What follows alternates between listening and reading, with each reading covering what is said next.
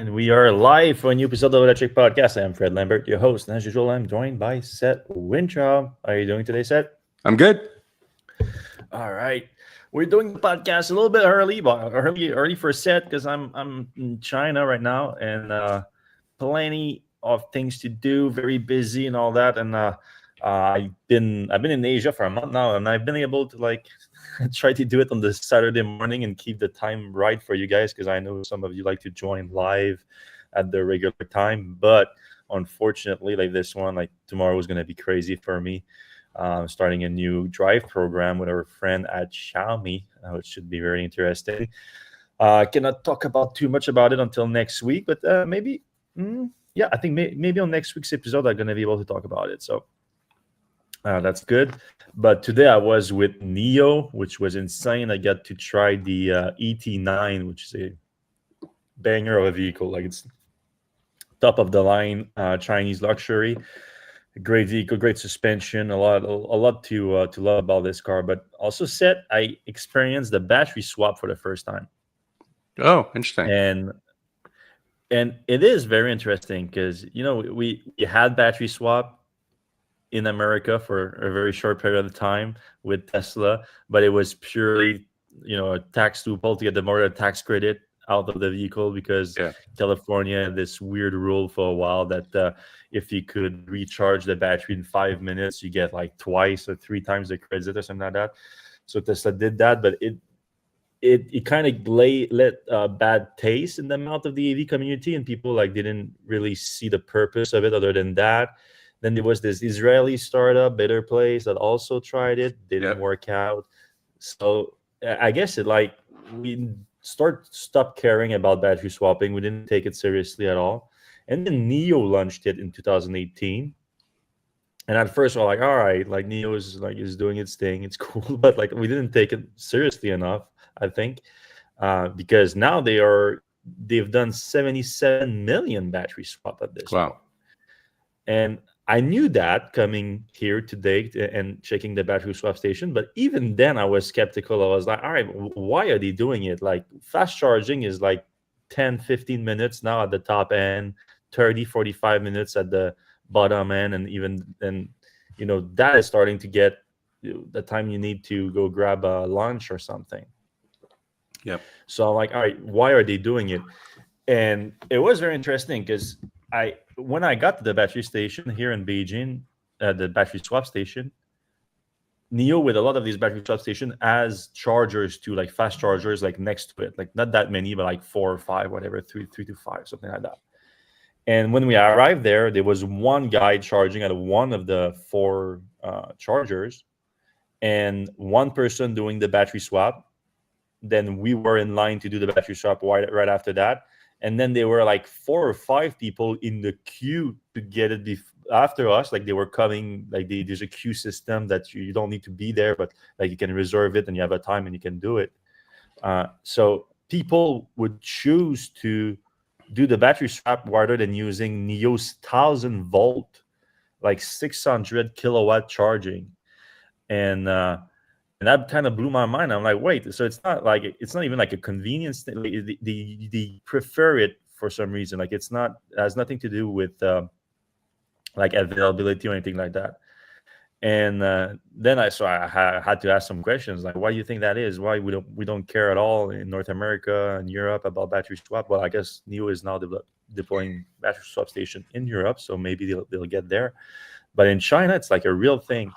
And first of all, obviously, it's the battery as a service system. So a lot of NIO's customers don't buy the battery pack. They just prefer to buy the car and then lease the battery pack on a monthly basis, which, that in itself, not everyone is on board with that. But then I start looking at the details of it. And first of all, you remove the battery health out of the resale value calculation of it. Yeah, I mean, that has to be a big factor, because if you're swapping batteries and you get a battery that's 2 years old from your new car, you're not going to feel great about that. But if you're paying for it as a service, it's a different story. It's a different story, and NIO is monitoring the battery health of all these batteries in there, so you always get a good battery. And they just they prefer that, because I think also like the Chinese people, especially here in Beijing, was like it's kind of Silicon Valley back in the days, like early adopters. They want the latest technology and everything, so they don't necessarily like, they are looking forward to a battery upgrade eventually. They are, which they could get in their car easily, and they maybe they'll just sprung for the smaller battery pack, which costs a lot less per month. And then if they need to go on a road trip or something, they'll get the bigger battery pack, which costs like them like a few bucks a day more to rent for a few days.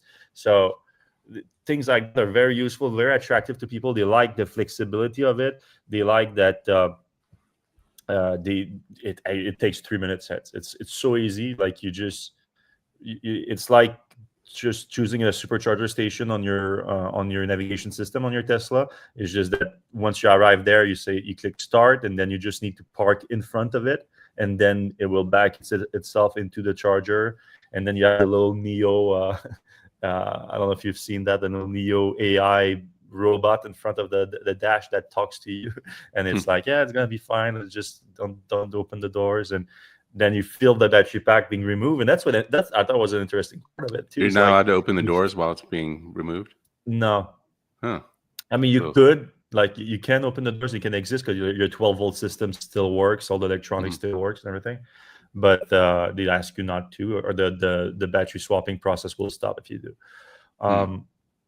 But you feel now that the battery pack is such a part of the chassis of the vehicle. It's part of the rigidity. When when they remove it, you feel it, like you feel the vehicle just sort of like, whew, like when you unbutton your pants after a big meal, like it just, and then when it comes back in, you feel the rigidity of the vehicle come back in. It's really interesting on that front.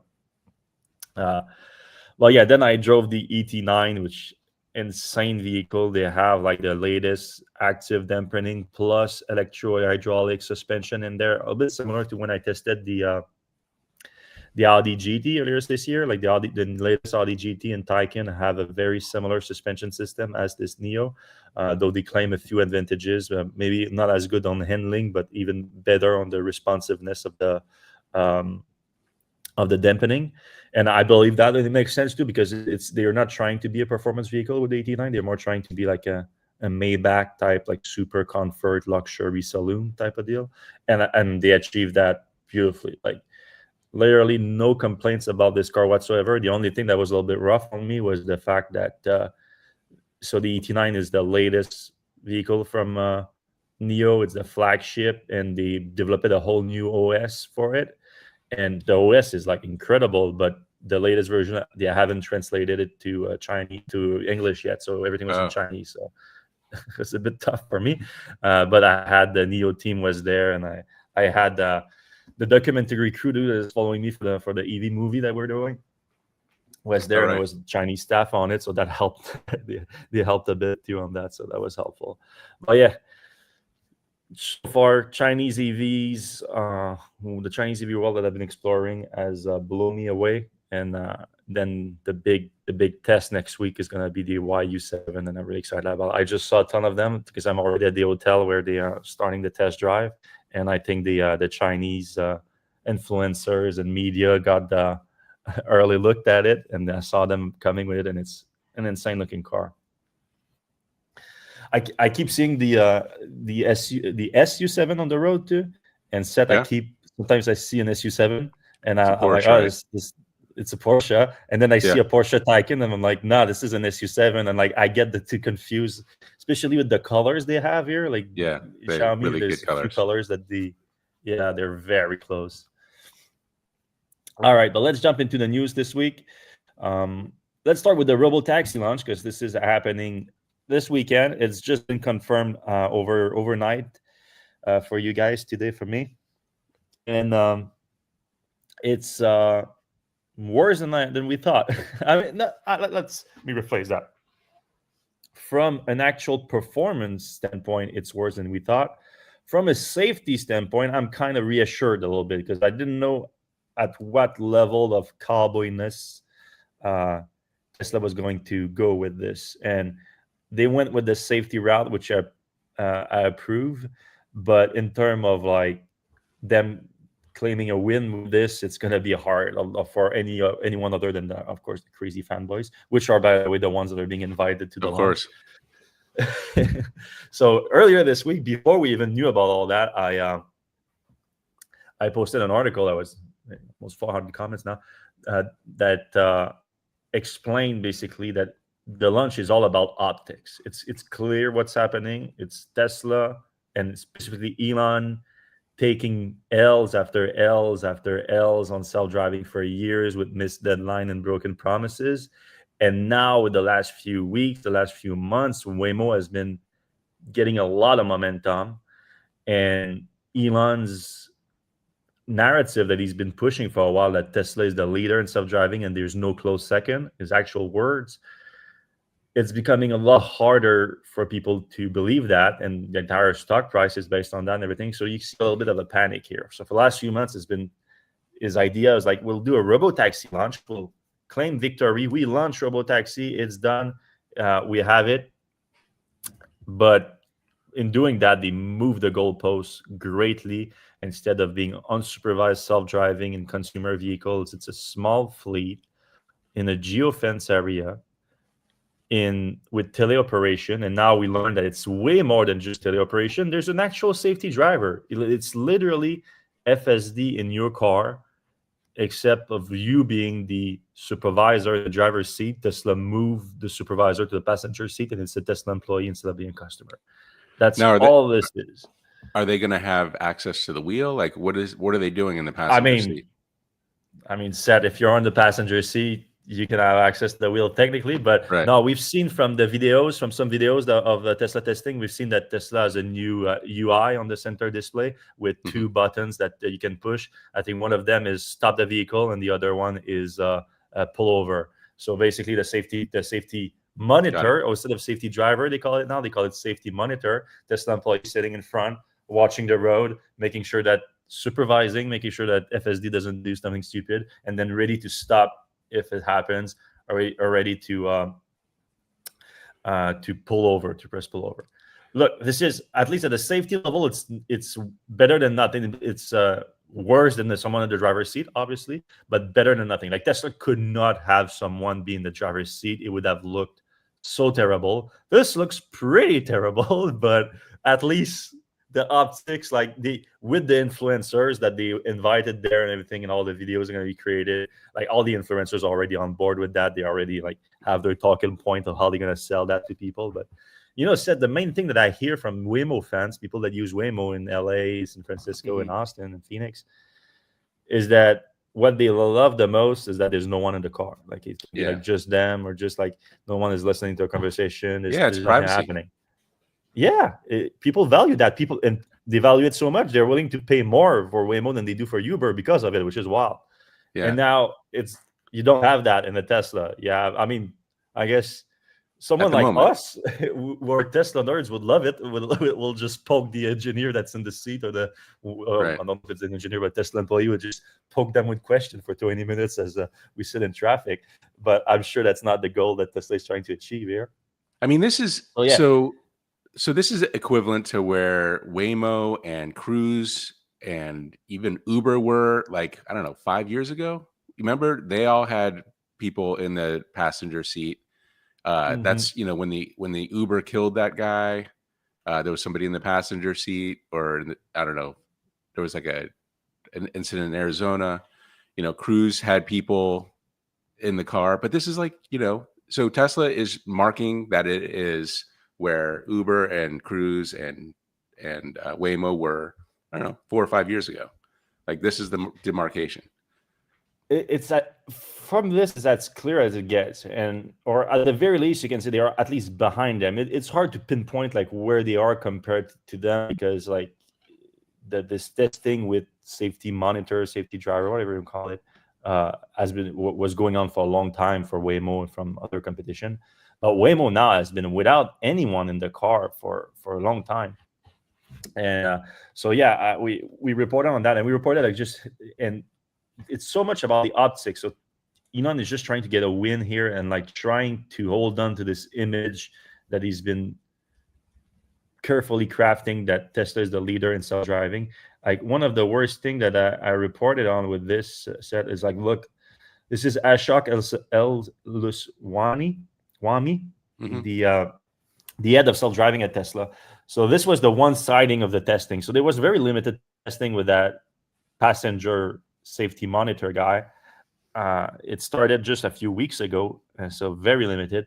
Again, Waymo tested 6 months with a safety driver, 6 months without a safety driver, and pretty sure they never had a safety passenger monitor. So he posted this picture of the testing with like a little emoji, like it's so hot. And it's so misleading, so clearly for optics, because the way it's cropped out, the first car looks like self-driving because there's no one in the driver's seat, but it crops out the passenger safety monitor. And then the second car is actually a trailing car to make sure that the first car doesn't screw up. And this one looks like there's no one in it too, because you only see the passenger, but there's actually someone on the driver's seat of that car. That's so crazy. It's like,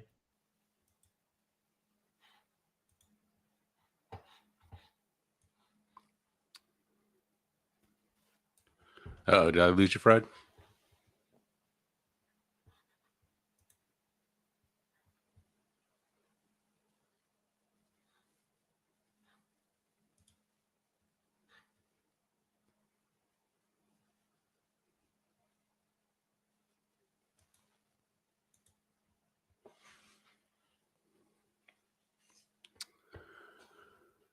We are waiting for Fred to come back. He's in China, and a VPN issue may have occurred.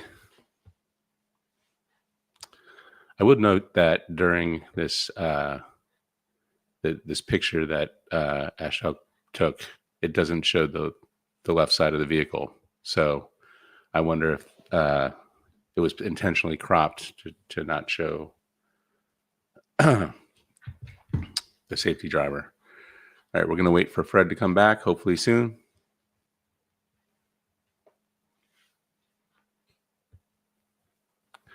Today's an interesting podcast day at Electrek. We have Fred in China, and then we have Micah in Israel in about an hour. And that's going to be pretty interesting because obviously there's some wars there. So, all right, Fred, we're back. Yes, sorry about that. With the VPN, it's it can get a little bit tough on the systems. Looks like. Let me. I switched to my 5G. It's strange in China. Like if you're on the Wi-Fi, nothing works right now for me. I need to get a VPN, and then the VPN gets blocked sometimes. Sometimes it doesn't get blocked. But if I'm on my 5G eSIMs, no problem whatsoever. It's just that like it's starting to cost me in data, especially when you like that. But we'll survive. All right. So yeah, everything was about the optics for this launch, and I reiterate again that the latest best data available shows that Tesla is at about 444 miles per critical disengagement. Now, obviously, the version of the system that it's in the Robotaxi is supposedly better, but we discussed that last week, like the 5x improvement in parameters. It's not something that is new. We've heard about it before, and it's not. It wasn't nearly as good as the improvement was not nearly as good as what they previously claimed.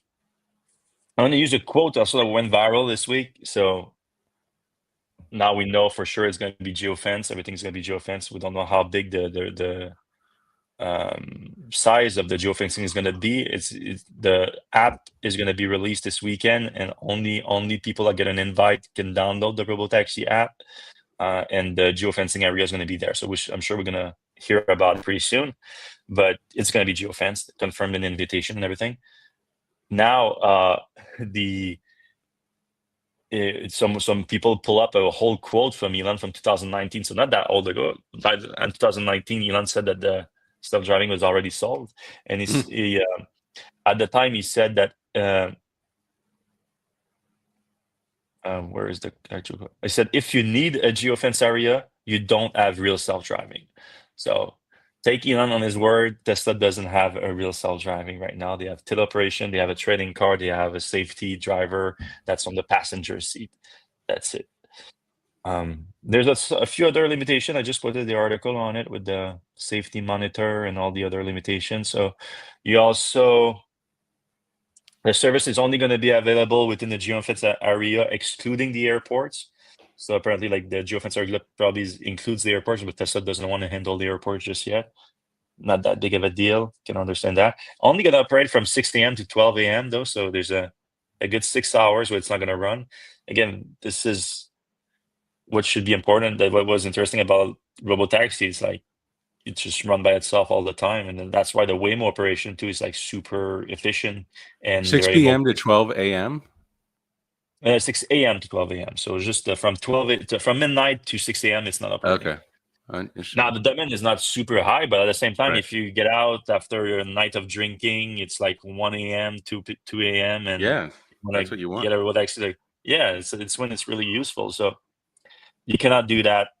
Also, I think you cannot even be intoxicated, or I think you cannot be drunk inside, or you cannot drink, or you cannot be drunk. One of the other. Participant must be courteous and respectful. Unsafe and disrespectful behavior may lead to termination.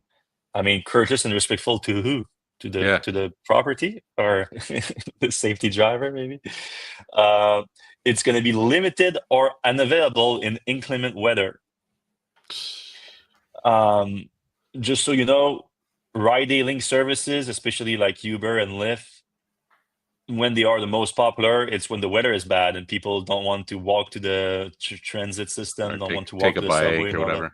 Yeah. You don't want to take a bike, all that. That's when they are popular. And that's when Tesla don't work. Again, just because everyone has driven a car with FSD, and when there's like some rain and everything, it's like, oh, the system start flashing. It's like, no, it's not good. So there's a lot of these that are not super. They don't inspire a lot of confidence into Tesla being the so-called leader in self-driving. The big one, obviously, being the safety driver. I'm not gonna lie.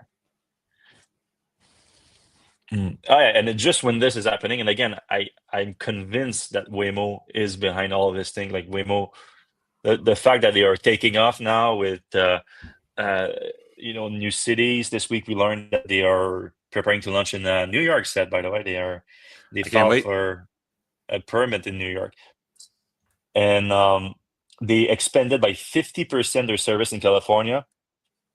So this is the San Francisco map is now going all the way to Burlingame. So you have Melbury now that's covered, also South San Francisco and all that. And then you have the Palo Alto, Los Altos area. I expanded all the way to Menlo Park and the Los Altos Hills. So now these two are going to get close to be connected too soon. So because I think you just have like a few more towns between Burlingame and Menlo Park. So then these two are connected. The whole South Bay is going to be connected and available for Waymo. No highways still, I think, though, in this part of the Waymo service. LA expanded a lot, so you have Brentwood being added, Beverly. So that looks like the part of the Hollywood Hills, I guess, here. This is Silver Lake, Echo Park, Inglewood. So you got the SoFi, yeah. and you got all the you got like Torrance down there where Tesla's design headquarters is. Yeah, is it a little bit further down though? I think it's probably a little further down than Inglewood. Yeah, but they are expanding fast. I mean, they weren't in LA that long ago, so all of that being added, it's big. And of course, the biggest area they have is Phoenix. Phoenix is covered like quite well, and they have Austin too. So I assume they're gonna expand Austin soon. So I think New York, I think them buying 2,000 Jaguar I-Pace and upgrading them to their hardware suite by the end of next year to add that to the fleet, to more than double the fleet. These things are like getting Elon worried, and he's like, we need to do something right now. Still on the Tesla news side, we learned that Tesla is pausing production for a full week during the week of the 4th of July. So normally they just shut down for a day or two. Now they're going to shut down the production of both the Model Y and the Gigafactory, the Cybertruck, production lines. And that's not great for Tesla. It's clear that why it's happening is the inventory of going up. Model Y, the new design is not selling as well as the Plan to. And the Cybertruck obviously is selling horrifically. The inventory is piling up. Over 3,000 listing on Tesla's website was still available when I wrote this article. So it's not a good look for Tesla. This is in the US too. Like US is the market that's doing not as bad as everything else. Like China's not doing too bad too. They're still down quarter over quarter and year over year, but not too much. Not like Europe and everything. But I think that China is going to get a lot worse in the coming months because the competition is increasing. The price are coming down, especially what I'm going to test out this weekend. I mean, I'm going to tell you how good it is, but if it's half as good as they claim it is, Tesla's in trouble. Yep. So the US was the only good market, and now I think this is going to do well in the US in the second half of the year because of the planned removal of the tax credit, which looks extremely likely. So more people are going to find some urgency to buy. But then 2026 said what's going to happen in the US without the tax credit. Be interesting. I mean, apparently, the US is like at 10% right now. Are they going to drop to 5%? You think EV adoption? I don't know. It's going to be rough. It's going to be interesting to see what happens. Actually, like, GM. I guess Ford's got. I don't know. I feel like there's still going to be. I think it's going to drop. I just don't know how much. Or maybe like they adapt to the pricing and everyone like starts dropping pricing like crazy, and because I don't think all the automakers are just going to give up on EVs from that. Like even if the US market is down, unless there's like a giant downturn, obviously in the finance and economics of the US, that would have a big impact. But Tesla's a solution to bring back more sales to the Model Y, a 6-seater set. 6-seater. Yeah, not a 7-seater. So last week we talked about the 7-seater because Tesla sent out an email to some customers saying that the 7-seater was coming. So the 7-seater has been gone since the new design earlier this year, and now it's going to make a comeback. It hasn't yet been in the configurator, but we expect it to be soon. But now our friend Green, the infamous Tesla hacker who parsed through the sift through the firmware update from Tesla and finds new features. He confirmed that a 6-seater has been talked about, and there's been rumors of a 6-seaters in China forever. There's been rumors of a longer wheelbase 6-seater, which would make sense if you're going for the 6-seater, and that for years it's been talked about, and it never really happened. So it's hard to get too excited by it. But with Green finding it now in it, and not only that, he said that it's unlikely that to be just for China based on what he found. So it looks like Tesla is really working on a 6-seater Model Y. So I don't know what that's going to look like exactly. I have this beautiful AI image that gives you an idea. Like it should be probably something similar to Model X, where you have like a small third row, 2 captain seat in the middle, and then the regular seats in the front. There's some advantages to it for like the third row because the Model Y third row is you can put your feet in the middle.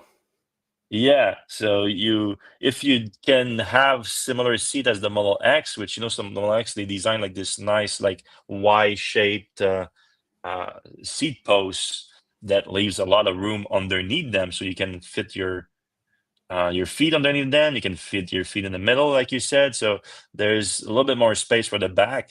But the Model Y third row is so small that's it's gonna help, but like by how much I don't know. And then what's gonna happen exactly with the second row? Like how is it gonna be a little bit more squished out of that?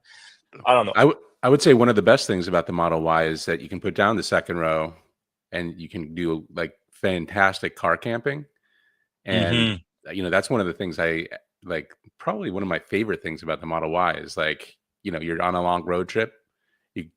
I've done a couple reviews of like inflatable mattresses. Instead of stopping at a hotel, you stop at a charger, you inflate the mattress. You got the perfect air conditioning. You got a great sound system. You got the glass roof. Like I almost prefer that than to a hotel. I'm about to go to the Formula Sun stuff in Kentucky, and I'm actually looking forward to like pulling over to the side of the road and sleeping in the back of the. So nice. Without the middle. But you cannot do that with the Model X though. 6-seater. Model S 6-seater doesn't go flat. Right. So I don't know. Are they going to be able to do that with the 6-seater Model Y? That's the big question. Yep. Okay. Because what you said, I've heard it from many people that like that being totally flat is like the main thing. That's right. cool. So I don't know. We'll see. Maybe they do a longer wheelbase. I don't see that happening that much, but it's a possibility. All right, moving on from Tesla news today.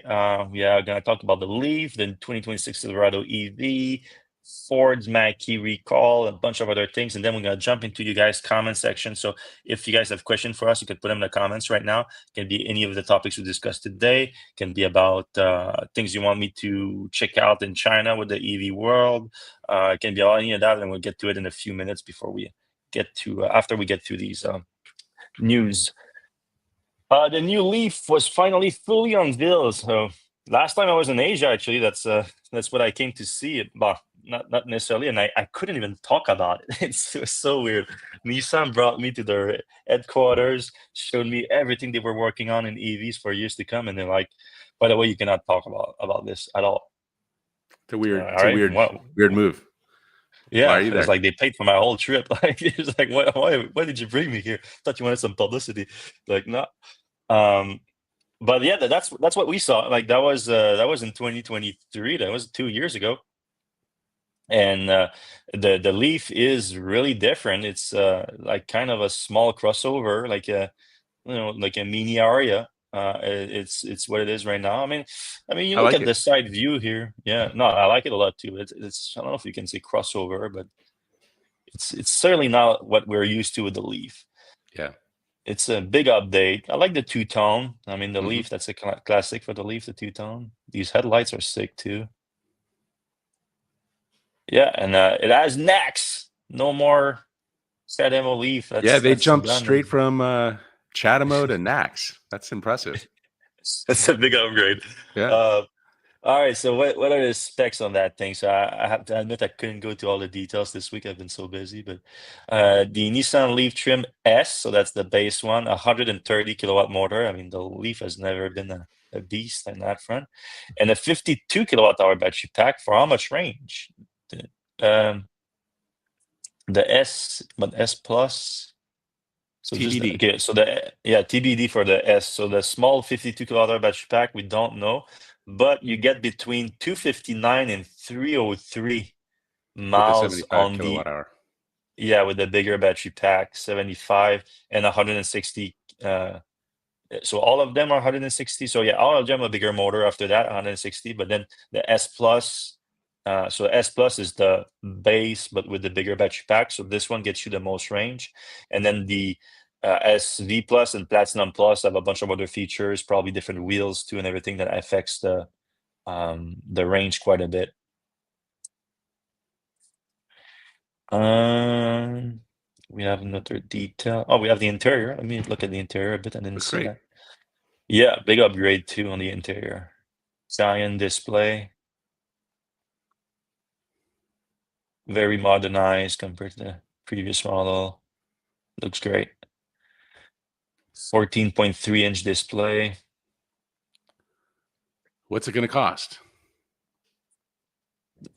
Closer to dealerships, I guess. Closer than when it comes to the dealership.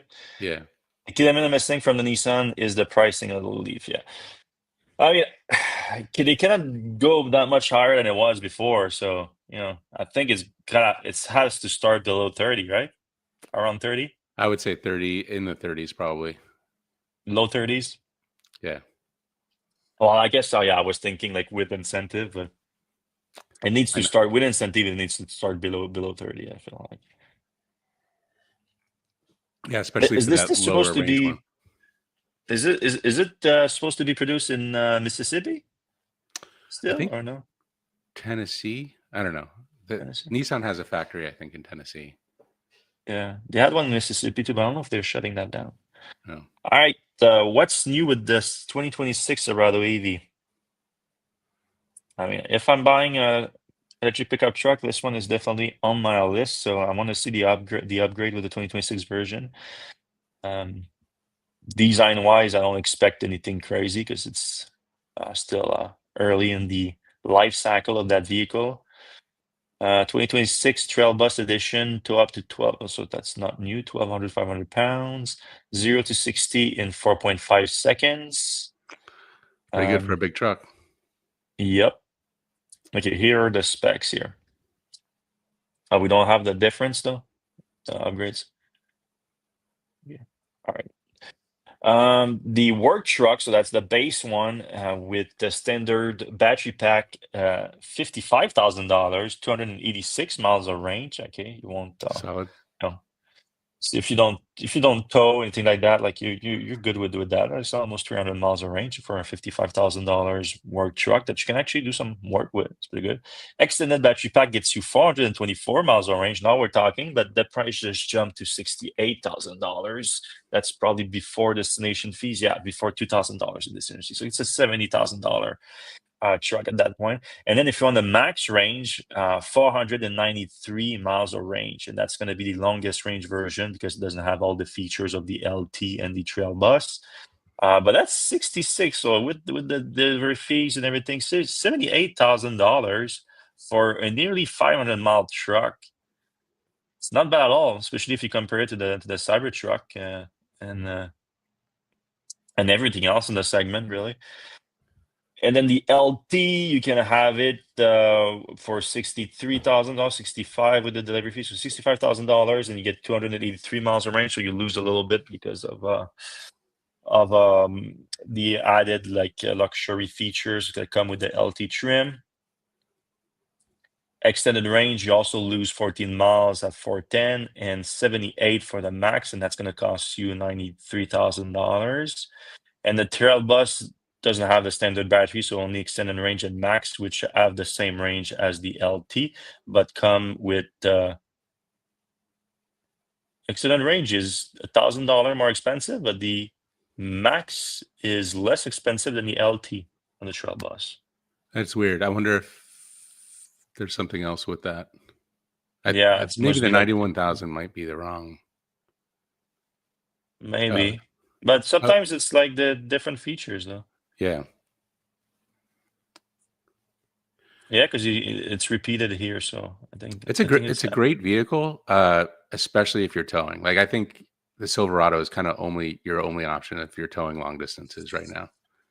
Yeah, it's got that insane range of nearly 500 miles. Yeah. Mm-hmm. Because the work truck is good. Like the LT is like just if you want to get a little bit more comfortable, but almost 500 miles for $78,000, not bad. All right, Ford is touting that its new low-cost platform is going to be able to compete with Chinese EVs. And I'm here right now in China, and like benefit of the doubt to Ford. I know they're investing big in this, and I know that they hired one of Tesla's former top engineer, Alan Clark, and they have also Doug Phil, obviously, that's leading the entire division, the entire like EV division at Ford. But this is a Skunkworks team that's been given a lot of money, like 500 people. It's led by Clark, and it's full of like former Tesla people, former Rivian people, former Lucid people, even some Apple people. And their goal is like, we rethink what's an EV platform looks like. And now they're talking about being competitive on in a canned dinner discussion last week. Lisa Drake, the vice president of tech platforms, so that oversees that above Clark, released some details where they said that they are confident that they're going to be able to have to match the cost structures of leading Chinese players. That means not just the battery plastic, but full system cost from chassis to internal system to inverters and electronics. So that's some confidence right there. And we know that they've been benchmarking it. We know that the Xiaomi SU7 has been at Ford for a while, and even Jim Farley said that it's his favorite car right now. So they are looking in the right direction. At least they know what's the goal, and now they feel confident they can achieve this goal. And on this platform that they are building, they are looking at 8 different body styles. So they think they're going to be able to build trucks, crossover SUVs, and maybe even sedans on this thing. expected to have like an electric Ranger, which that's exciting. Seth, you talked about often about like we need an electric Maverick or something like that. The Ranger is pretty close to that. Yep. So yeah, it's exciting. I love it. Oops. I want to see that. What? Your sound went out for a little bit there. It went very tinny. I don't know if you're. I'm good now. Yep. Okay. All right. So yeah, if they can make that happen, it would be really impressive because I said this week I'm like, I was driving around Beijing and I was in an EV that I didn't know about. I was like, this is an electric car, and I didn't like it. I was getting taxied around by the documentary team that's with me here, and they rented a car and it was electric, and I was like looking around the car. I was like, this I've never heard of that. And then I drive around and it's like, there's all the taxi here are called Beijing taxi. I don't know if it's the Wuling or something like that, but they're all electric. Yep. I stopped at the Neo Power station, power swap station, and it was right next to a giant charging infrastructure, like dozens of 120 kilowatts chargers, and it was half of them were taxis. Like they're just called Beijing. That's the actual make model behind it. It's crazy. You just drive on the street and you see like a bunch of like decent looking EVs that you've never heard of, on top of like the Xpeng and the Neo and the BYDs and the and you see some Teslas out there too, right? Yeah, I've seen Tesla. I've even seen some American Teslas. Like it's like surprising. Model S and X, yeah. When you see a Model S and a Model X, you're like, oh, well, you guys buy American cars sometimes. Like, there's not that many of them, obviously. I saw a couple of Lyrics out there too. Cadillacs. Yeah, I saw an Optic even today. Yeah. I was like very surprised. Like, that's quite new. We just had it for a couple of months in North America. Yeah, so there's some American cars out there. Yeah, what was kind of Scooter and I were walking around the auto show and we were like, never heard of this brand, but they have 10 EVs. And, like, okay. And they're like some subsidiary of Geely or, whatever. Yeah. And now just even Neo today, like walking to their big, like they have a giant like dealership, like Neo House, they call them. Neo has like 9 models now.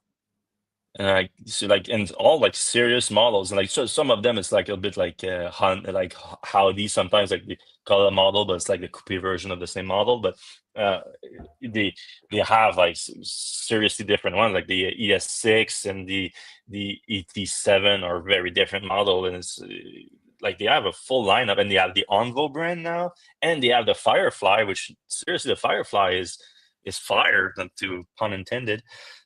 It's a serious little like Mini Cooper smart car competitor. It looks really cool. All right, that was the good news for Ford if they can actually deliver on that. The bad news, and I didn't get this article this week, but I want to check it out on the podcast. They are recalling 300,000 vehicles, and it's forcing them to halt sales of the Mustang Mach-E. So 300,000 is that. So yeah, 317,000 Mustang Mach-E model in the US and globally are to result. So what's the issue?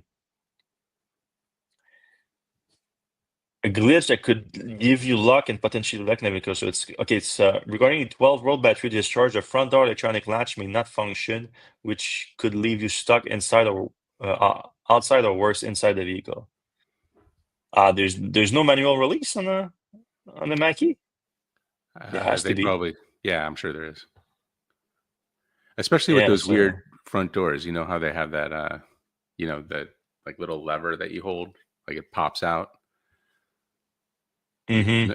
So this is a great example of like trying to be fancy, adding complexity, adding more points of failure, and now they're paying for it. No offense, it was kind of neat. I like trying new things, but just a regular door would have been just fine. Yeah, but the fix is a software update, so it's not that big of a deal. I don't know why they have to stop sales for that. It's pretty hardcore. I would expect the sales to restart soon because of that. Yeah. Mm-hmm. All right, another one that's putting some pressure on Tesla is the Volkswagen just released under their brand Moya. I don't know how to pronounce that. Moia. Moya. That's their Moya. It's their autonomous driving brand that they've been working on for a while. And they combine it with the ID Buzz, so that's cool. And they released the ID Buzz AD, which is going to be their new production autonomous vehicle. And it's being deployed right now, I think, in Hamburg, right? Sorry, it's going to be a shuttle service, autonomous shuttle service coming across Hamburg. And now with the large-scale deployment coming across Europe and the US in 2026, so they plan to move fast. And I don't see anyone in the passenger seat of that one. I see actually some luggage compartment. That's nice.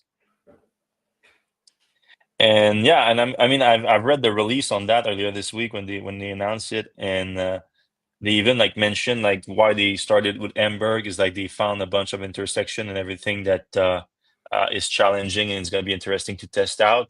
While Elon was on record last week saying that the Robotaxi launch is going to purposely avoid difficult intersection and navigate around them so that so you see the Tesla is like loves to test with customers inside, and now getting a little bit squeezy on that. Yeah, that particular vehicle, I wonder if they were thinking about doing seats facing each other, because you have that big door opening and you could probably put 6 people in there if you had seats. I don't know. It just seemed weird that they had that configuration. Yeah, but a lot of people don't like that. Don't like to drive backwards. Yeah, ride backwards. Yeah, especially in an autonomous car, probably. Yeah, I thought that was interesting. So we had one last quick article before we jump into the comment section. So if you have your question, be ready to put them right now. So a reader, an electric reader, actually sent me the report here, and it was a great report from Republic. So it's a Swiss online investigative journalism magazine, and they did a bunch of Freedom of Information Act requests in Switzerland that revealed something pretty funny. I mean, it's more sad than funny, really. It's the Federal Office of Energy in Switzerland ordered a study from a reputable scientific-based research group, and the question that they want to ask is like, from a scientific perspective, using a scientific method, try to answer the question: when does it make sense from a climate perspective to replace a gasoline car with an electric one? And I personally like that question, because even though the question that is an EV better than a gasoline vehicle, so if you're buying a new car, obviously buying an electric one makes more sense for the environment. That there's been plenty of studies on that. We've discussed it last week. You set to reference the Union of Concerned Scientists studies on that. That's really good. It's been answered. But there's a fair argument that the cost of manufacturing an electric vehicle is still harmful to the environment. It requires a lot of logistics, a lot of moving around, a lot of fuel too. So does it make sense if you have an old beater to just beat it to death and keep driving it for the longest time instead of buying a new car, even if that new car is electric? So that's a good question to ask. And they did the study. So they ordered a study in 2022. It cost them the equivalent of $120,000, the Federal Office of Energy. And then Infra, the company behind it, returned the study to them. And the report was clear that replacing over 90% of existing petrol diesel car with an equal size EV could save CO2 immediately, except for the vehicle that hardly ever leave the driveway. So if you don't drive that much, yes, you're probably better off keeping your old car if you don't drive that much. But if you drive regularly, then every time you drive, that compensation with the zero emission vehicle, especially if it's combined with renewable energy, it's you're gonna have a great impact on the environment. So they answered the question, and the study was great. And the goal of the study was to inform buyers that if they make that choice, it's powerful for the environment. But the study never came out. That was released in that was completed in early 2024, and no one knew about it until last week. And that's because the Republic heard about it through the grapevines, I assume, and then they did the Request for Information Act and got the study and released it. So what was interesting after that is like they asked the Federal Office of Energy, why did you not release that study? And then they claim, oh, we're not so sure anymore about the result of it. We thought maybe it could be misleading. So we decided to kill it. So then the Republic, being good journalists, they were like, really? That sounds like a bad excuse. So they did another Freedom of Information Act request to get the emails around the discussions of releasing the study back when they received it. And the discussion was way different, and they never actually questioned the result of the study whatsoever. They were just doing that now that they've been cut with it. But instead, they said that the information is potentially sensitive. He said that it could be misinterpreted. So like, oh, people are so dumb that they're going to misinterpret that study that's pretty clear and straightforward.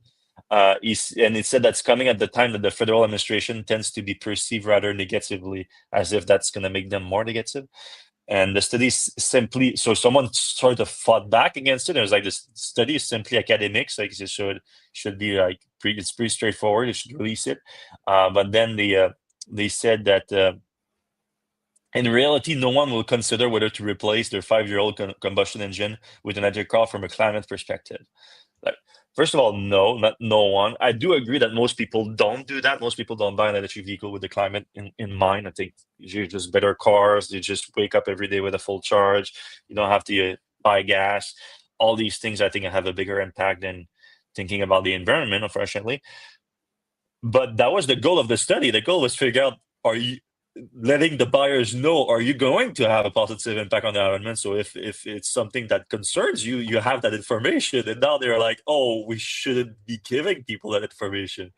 So it's really weird that they decided not to release that. And through their great work, Republic did some great work, but they couldn't actually pinpoint exactly why they, like, because it is suspicious, like it is propaganda deciding not to release that, but it's not clear why.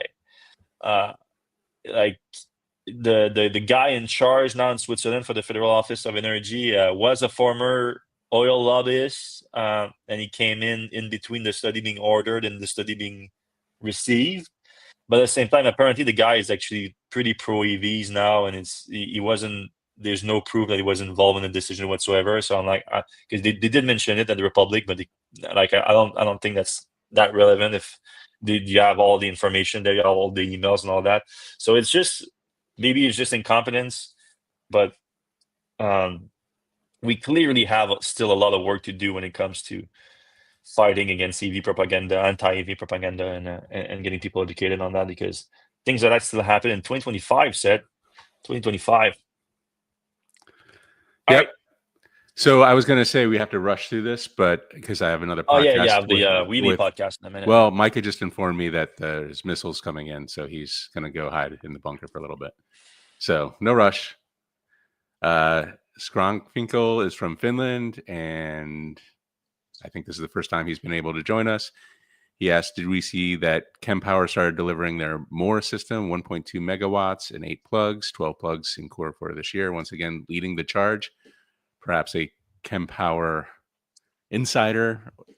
Yeah, well, Kempower has been doing some great work. I know I have one near my place. Sylvain has one in Trois-Rivières, and he loves it. And I think he's deploying them at his new station too in Quebec. Oh, cool. So we're starting to have a few of them, and they are impressing hardware. Good to see some new people. Paul Brown. Mm-hmm. Donald Parrish says, I use FSD on road trips. I trust it on street, not to hit anything parking. Lots not as good, but that'll come. I think that's kind of what most of us think. Like FSD and autopilot are pretty good on the freeway, but around town, still a little scary. Mm-hmm. Saved me turkey and tire and road on last trips. I guess most critics of Tesla FSD haven't used it personally very much. They love to say that, the FSD fan, but like we've had FSD for years in our cars, Sid and I. A lot of FSD critics have had FSD. I've tried it on the hardware floor. It is impressive. Like my take has always been, if FSD was developed in a vacuum without the promises that Elon made, without selling it as a full self-driving system, if it was just an ADS system that keeps improving and Maybe someday it gets level 3, maybe someday it gets level 4, we don't know. I think it would be a super celebrated product, but unfortunately it's not that. It's been sold as a self-driving system for years, and it's just not that, and it's never going to be on Hardware 3, probably never going to be on Hardware 4, most likely never going to be on Hardware 4, and that's it. All right, Paul T's also in the Tesla fan club. Whatever Tesla do for Robotaxi, you will say that's reckless. This will soon change if all goes well. That's a big if. Waymo have accelerated their program because Tesla is breathing down their necks. Plus, oh my god! So the reverse, I guess, like he's throwing down the reverse card. Yeah, that's pretty nuts. I mean, if Tesla comes out and can prove that their system is super safe, I'll be the first to be happy with it. But I know I can't wait for this to work. Like, if Tesla full self-driving works, I own that. Like, I'm gonna we paid for it. Yeah, I'm gonna be sleeping in the back of my car, like on road trips. If this like actually works, I'm gonna be the happiest person out there. But what Paul needs to reconciliate is the fact that Tesla has never released any data whatsoever beyond cumulative miles on FSD, has fought at every attempt for people to release that data. The only one that's been able to force Tesla to release some data has been NHTSA. And even then, Tesla abused the redaction system so that the data is not revealed to the public. They are currently in a fight with the Washington Post on their releasing the data. They went to court against the California DMV not to release any specific data. They on record with the court saying that if their FSD data is revealed, it's going to have financial damage to the company. And then Waymo, which you think is scared of Tesla, has a whole dashboard on its website that lists everything, all the data, all its accident, explain the accident that happened, how it happened, and that to me that's real, like, being safety focused, and that's just not what Tesla is doing. Right. So, and he continues, as soon as there's a problem, which there will be for Tesla, you and others will jump all over it. Best to be cautious, then accelerate, plus expand numbers and areas covered. Again, like that's to be expected. Like, but our problem is with the promises. Like, it's not helpful. But he's kind of contradicting himself right to the hair, because he says, like, oh, you guys are think that Tesla is reckless. But then when something bad happens, you say, like, oh, well, you're going to jump on that, and it's better to be cautious. Like, well, then be cautious. Like, if you seem to be on our side for a second there. Here's the interesting question. Skeptic asks, will true FSD be possible if cameras can't read signs? I just finished a loop of the eastern U.S., and words on signs do a lot of heavy lifting to direct traffic, especially in construction zones. I think. I mean, why would the camera not be able to read words on? Yeah, signs? I mean, they can read speed limit signs and stuff like that. I just think he's thinking of, like, those big signs that say, like, detour or whatever. I don't know. I mean, those things are not like. I want Tesla to nail just. Like, if Tesla should really go back to the basics and try to release like a level 3 system on the highway. Like, I think that would be like the smart thing to do, because Tesla is doing very well on the highway, but they have not nailed it yet. There's still like some phantom braking issues. There's still some concern with static obstacle on the highway. There's a serious NHTSA investigation on that. Like, if they could just focus on that and nail that, and then it's not too bad. Like, if they see like a construction zone coming, a detour coming, anything like that, it's level 3. We expect that. So just alert the driver. Hey, we see a construction zone coming. We see a detour coming. Take over. We need your help on that. Like, there's so much value in that, but Tesla is, because Elon promised level 5 self-driving years ago, they're just so focused on that, unfortunately. All right, Marco switches up a little bit. Question after new Nissan Leaf: is there any news on the Nissan van, maybe updated NV200, which was popular? Maybe now is the time, Fred, to leak some of the stuff you saw 2 years ago in Tokyo. Well, honestly, I don't remember seeing a van. I don't remember seeing commercial. Like, the NV200 is more of a commercial vehicle than anything else. I don't actually remember any commercial vehicle back at that early. So it was all like consumer vehicles. Like, Nissan's a bit funky with their vehicles sometimes, like with the Juke and things like that. So it was all like the different version of that with electric. So right. I mean, I don't know if there was an electric Juke specifically, but. All right, Skeptic says the new Leaf is a huge improvement, but it's not special enough to sell on specs alone. The price has got to be low. I agree, especially with those small battery packs and smaller size. So it definitely has to have a good price component. That's why 52 kilowatt hours at I don't know, maybe $30,000. It's possible. It's pretty small for these days in a 52. Yep. Total Tesla deliveries in 2025. 2024 minus how many? It's 1.5 million, I think. Right now, everything's pointing towards 1.5 million. Okay. And, all right. Regarding the Nissan Leaf, it has NACS, but also a J1772 port, which is goofy. I didn't see that. Is it a dual port? Yeah, it's interesting. I mean, you would think they would just have an adapter. Like they could sell you an adapter from. There's a bunch actually out there. Unless it's two sides. Is it a dual port or is it two sides? I need to. I'm not sure, but like, why wouldn't they just sell you the same adapter that Tesla sells for like $40? Why create an extra port? I guess is this. Yeah. With that, I agree. Unless you put it, no, it's a dual adapter. It looks like right. It's a dual port. I mean, that's a bummer. Yeah. We don't know exactly how much larger the third gen Leaf is from the first or second gen. I would say it may be even smaller. I don't know. It kind of looks like longer but shorter. Yeah, it's a different form factor, but I don't think it's that different in size. Yeah. How do you know that Tesla is shutting down to too much inventory? That's what you want us all to believe. It could be due to new models. No. All right. You want to know how I know that, Paul? I know that from simple deduction. There is too much inventory right now in the US from the Cybertruck and from the Model Y. So what you do in that case is that you reduce the inventory. Also, the new models are coming in new section of the factory with like this. The people mentioned the Cybercab and things like that. So they don't need to shut down the production line for the Model Y and the Cybertruck for that.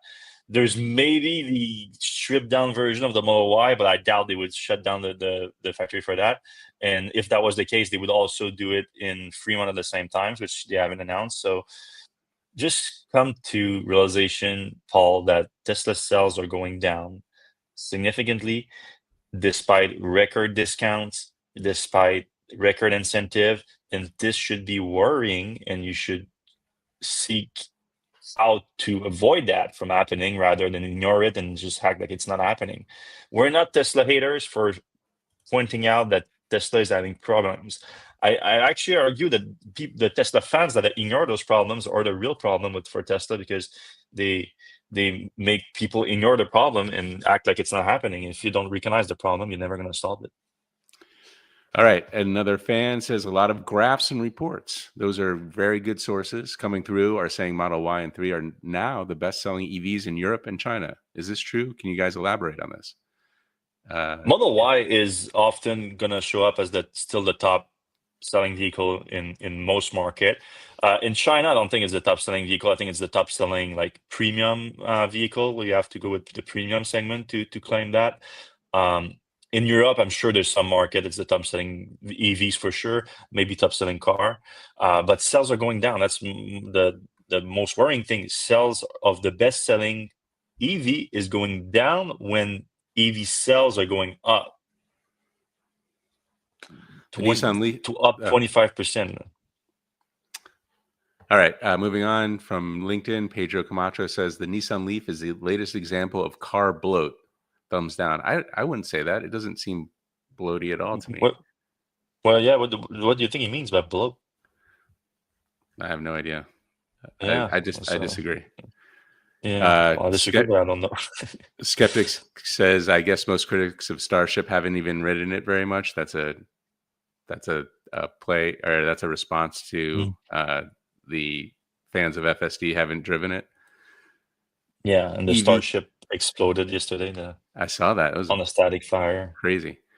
EV versus ICE meta studies are incorrect production emissions figures based on a mountain of early papers about Leaf, or using flawed GREET production emissions estimates from Argonne Labs.